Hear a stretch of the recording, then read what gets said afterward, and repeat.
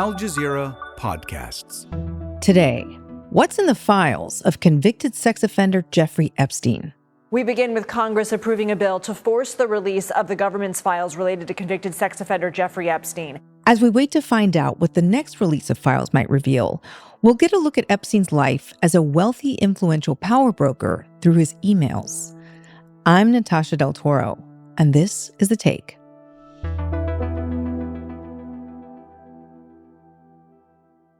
Hi. So before we start today's show, please remember to leave us a comment and let us know what you think about this episode and what kinds of stories that you'd like to see us do next time.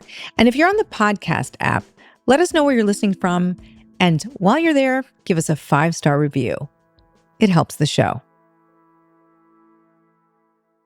Before we start the show, let's start with the news. President Trump has now signed the Epstein Files bill into law, the final step to force the Justice Department to turn over everything it has on Epstein within the next 30 days. I spoke to our guest on Wednesday before President Donald Trump signed the Epstein Files Transparency Act into law. My name is Prem Thakker. I'm a political correspondent with Zeteo, and I'm based in Washington, D.C. Well, Prem, welcome back to The Take. We're really excited to have you here today. So let's start with a little background on Jeffrey Epstein. He was a disgraced financier, a convicted sex offender, and a pedophile who died in jail in 2019. He was under federal investigation for operating a global sex trafficking ring that abused more than 1,000 young victims, some as young as 14 years old. One of Epstein's victims, Jenna Lisa Jones, was on Capitol Hill this week asking lawmakers to release all of the files connected to him. It is time to take the honest, moral ground and support the release of these files, not to weaponize pieces of the files against random political enemies that did nothing wrong, but to understand who Epstein's friends were, who covered for him, what financial institutions allowed his trafficking to continue, who knew what he was doing, but was too much of a coward to do anything about it. On Tuesday, the U.S. House of Representatives voted overwhelmingly to demand the Justice Department release all of the files. Now, you were on the Hill covering all of this. What was the atmosphere like? The atmosphere on the Hill on Tuesday was on one hand of whiplash, and on the other hand of resignation. And what I mean by that is, for months, Donald Trump had been demanding Republicans not to fall for what he calls the Democratic hoax, the Epstein hoax, this effort by Ro Khanna and Thomas Massie, a Democrat and Republican, to release the Epstein files. He was really itching for Republicans to not join them in doing so, in supporting this effort. And then at the 11th hour, he kind of shifted tones pretty dramatically, saying, you know what? There's nothing for us to lose. There's nothing that I'm hiding. Republicans, go ahead and support this bill. He said as much in a post on Truth Social just days before the vote. And a lot of people were puzzled by this. And I think the explanation is actually quite simple. In the lead up to the vote, pressure was building more and more after the release of new files related to Jeffrey Epstein in the past week, many of which pointed to Donald Trump in a not so rosy fashion, to say the least. And so that pressure led to a lot of Republicans being pressured to vote for this effort. And so Trump wanted to get ahead of that by blessing it. Right. And we're going to dive into all of the details about the emails a little bit later on. But for now, just talking about the Epstein files, President Donald Trump has been kind of all over the place with these files. You know, we have to remember when he was running for re-election, he was promising to release them. And this was like a major sticking point for his base. Then he gets reelected. After releasing some of them, his Justice Department said that there were no more files to be released and basically tried to shut the whole thing down. And then only just this past weekend, as you were describing, under mounting pressure from members of his own party, he encouraged Republicans to vote for the bill. They can do whatever they want. We'll give them everything. Sure, I would. Let the Senate look at it. Let anybody look at it. On Tuesday, he said he was going to sign it. So Prem, his flip-flopping is notable because Trump and Epstein had a friendship that the president says ended in the mid-2000s. Now, it's also important to mention, as we, talk about all this, Trump has not been charged with anything related to the Epstein probe, and he denies any wrongdoing. I have nothing to do with Jeffrey Epstein. I threw him out of my club many years ago because I thought he was a sick pervert. Now that this bill has passed, what happens next? It's on its way to Donald Trump. The key sticking point is that there are still avenues for him to muddy up the efforts if he so chooses. He could cite a Department of Justice investigation to say that because of the investigation, we need to be more measured in the files that we release, or they can redact the files. Mm-hmm. There's also exceptions in the bill itself for redactions in order to protect certain identities of victims or for national security purposes. So there's this real drumbeat now to release the files. And this has also been something that's on the mind of many of his victims who are angry at Trump. Some of them have said that they supported him because he promised to release the files when he became president again. President Trump, you are our president. Please start acting like it. Show some class, show some real leadership, show that you actually care about the people other than yourself. I voted for you, but your behavior on this issue has been a national embarrassment. So why do you think there has been so much reluctance to release the files? I mean, look, there is a documented history of Donald Trump, as well as many people in the upper echelons of politics and society and finance, being friends with Jeffrey Epstein. And so, given we do not have the files yet, I cannot yet, or no one can fully determine why Donald Trump is so hesitant or has been so historically hesitant, despite, on one hand, as you say, kind of flailing this around as red meat for voters. But on the other hand, being so hesitant that he's threatening his closest allies if they want to release these files. The contradiction is one that I think everyone in the public is attuned to, which is why this is such a big story in the first place. And you've mentioned how he's threatened some of his closest allies. This issue of what to do with the Epstein files has really exposed some cracks in the Republican Party, with Trump calling U.S. Representative and one-time Trump loyalist Marjorie Taylor Greene a traitor. I mean, I never thought I would see the day. Why have Republicans gone against Trump on this issue? Yes. So I think for a small handful of Republicans, they really wanted to commit to this effort as part of their campaign promises, that they took this earnestly, whether because they really believed in it or because they just wanted to meet their voters where they were.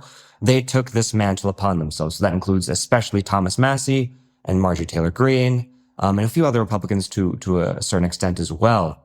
And I think for some of them at this point, they were maybe seeing the fissures within the sort of MAGA, America First, even broader Republican Party apparatus movement, and thinking perhaps they can commit to what is largely a popular demand amongst people of all political stripes in the United States, which is transparency and the release of these files, because of the implication not only of how this can be some nugget of justice for these victims, but also because many of the people in these files are still at the top of American society, and the people want to know that.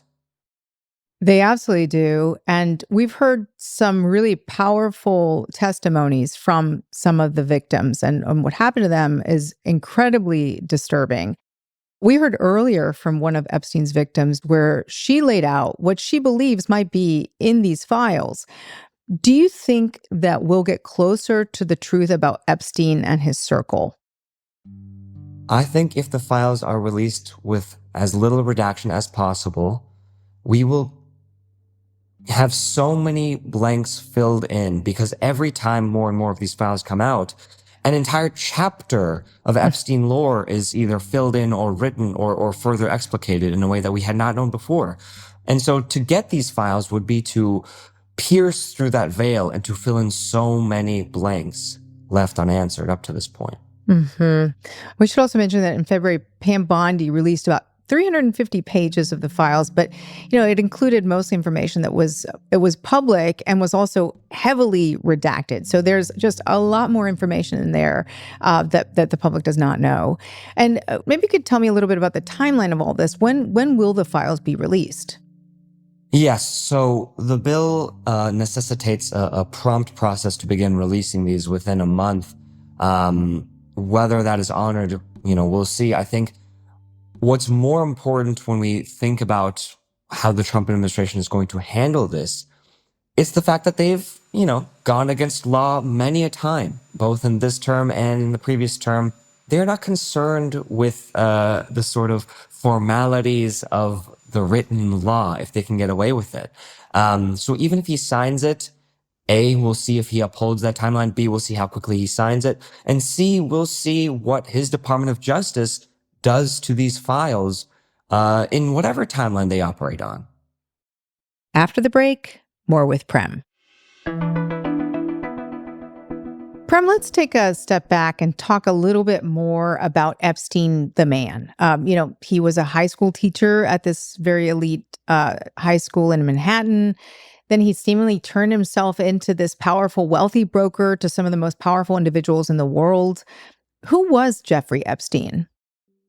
Jeffrey Epstein's rise to prominence, again, is largely illustrated and defined and marked by mystery and intrigue. So he has this job at Dalton School in New York City, a very elite private school where many, many, many renowned names have come through those halls. He was a teacher there for a short amount of time before pivoting to the investment banking firm Bear Stearns, a very elite firm. There, over the course of months and years, he developed a Rolodex of wealthy clients, of people he was rubbing shoulders with, not only the New York City elite, but the global elite in many respects.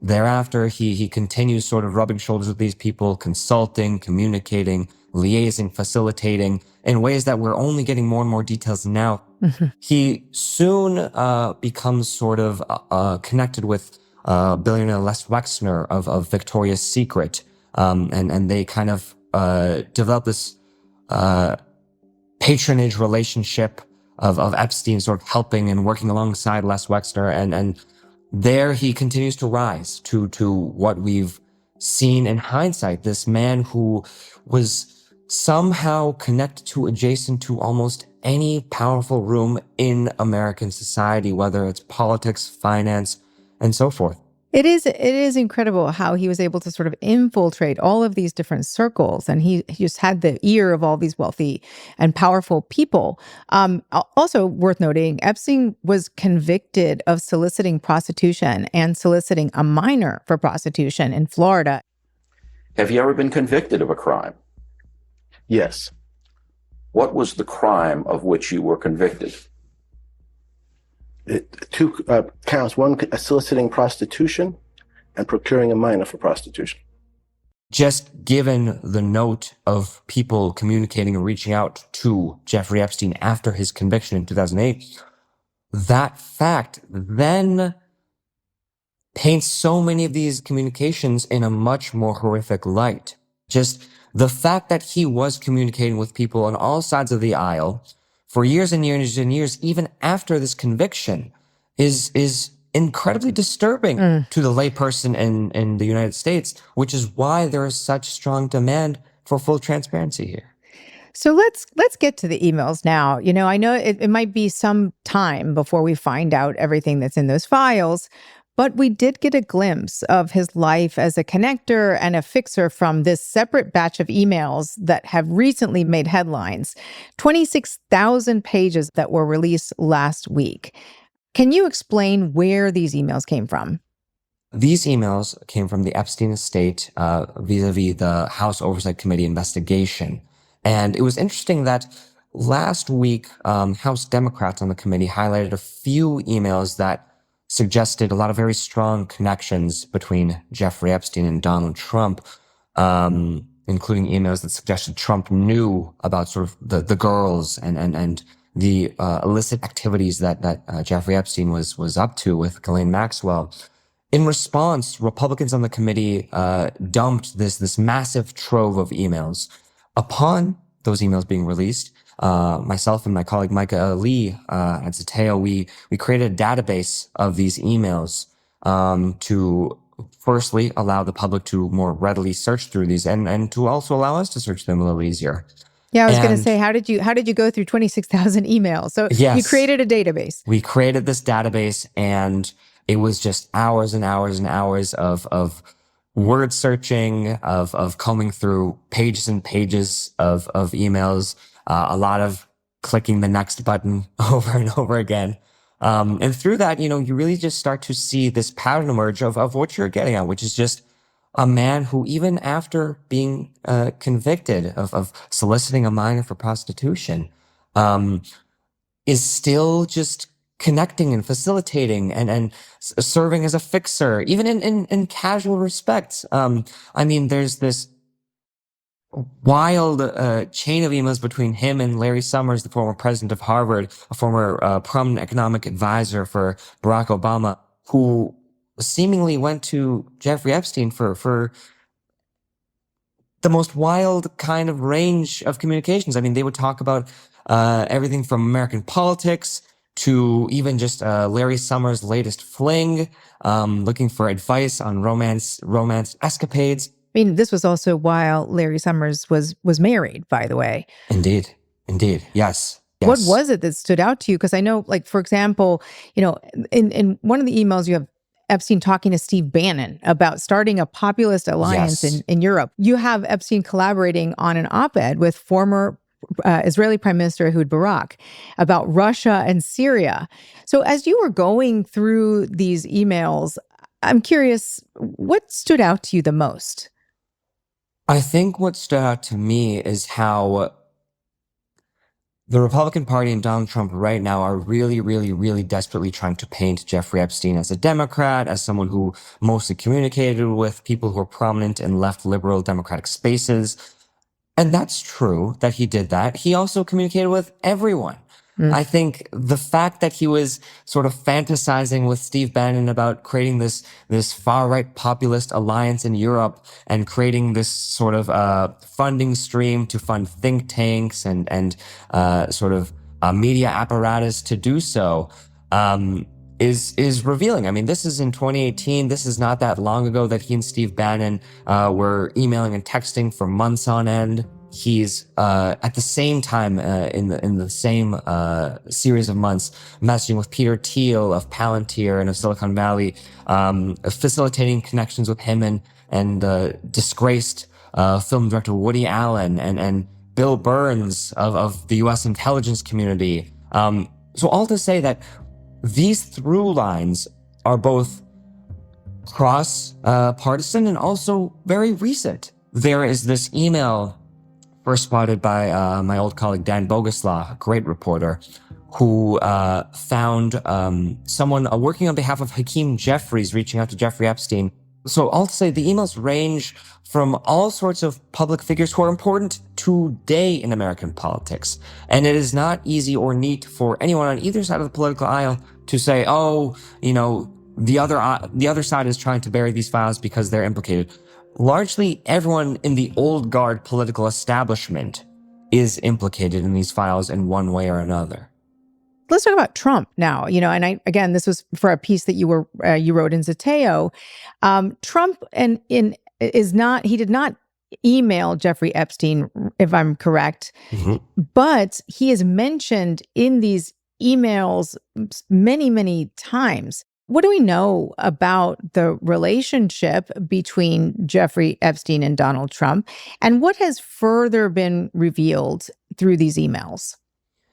I think the greatest illustration that can simplify it more than anything else is the revelation this year of Trump participating in this birthday book for Jeffrey Epstein, in which he wrote this very crude and disturbing note, apparently sort of written over the frame of a young woman's body, in which he mysteriously talks about this secret he and Jeffrey share and how there's so much more to life, and that just they're sort of cheersing this friendship premised upon this idea of shared mysteries and shared secrets. Super creepy. Yes.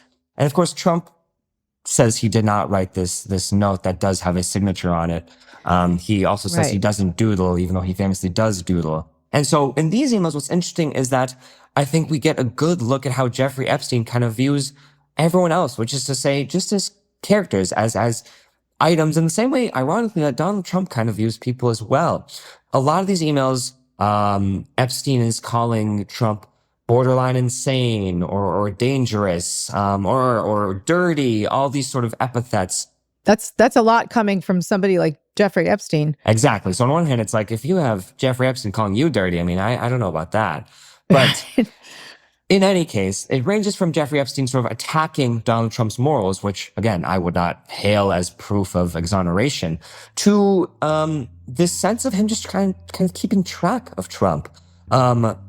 There's emails between him and his pilot, where he's often sort of tracking Trump's arrivals to Florida through his private jet. There's emails in which Jeffrey Epstein seems to allude to the idea of him being at Trump Tower, including after the time in which Trump sort of suggests they sort of broke off. I think there was an email in November 2016 that Jeffrey Epstein suggested that he was at Trump Tower. And so again, that would have been a week after Donald Trump was elected president. There's also this email, I believe in 2017, where there was someone who was staying over at Jeffrey Epstein's house. It's unclear exactly who. And they make this joke. They say, let me get this quote. They say, "I'm at the door, but I will wait for my time. I don't want to come early to find Trump in your house." And so there's all these sort of emails that just suggest this sort of casual inference that, yeah, Jeffrey and Donald are still, they hang around. Now, Epstein's partner, Ghislaine Maxwell, is currently serving 20 years in prison for conspiring to sexually abuse minors. But there are concerns that she's getting preferential treatment after she was moved to a minimum security prison. Do you think that Epstein's victims are ever going to see justice? The contradictions are heightened for so many people in this country right now with regards to wealth inequality generally, with regards to this sense that there is this class, as Ro Khanna calls the Epstein class of people in American politics that kind of go about their days doing whatever vicious acts they want with little abandon. And when you ask them about it, when you question them on it, there's little to be done. Sometimes they laugh in your faces. And so this moment, I think, will be the litmus test of what it means for people to get justice, because these victims, I mean, bless their spirits, they've been working for years to gain some sense of justice because there's so much public support behind them, that if they can't get justice when there's so much contradiction and malevolence on public display, when can there be justice in American politics? Well, that's a really great point. And I'm glad we brought it back to them because, while these emails, they're outlandish and some of these details are very scandalous, we cannot forget that at the end of all of this are young girls who were sexually abused and traumatized and who have to live with that. Yes. Prem, thank you so much for coming on The Take. Thank you so much. I appreciate the time.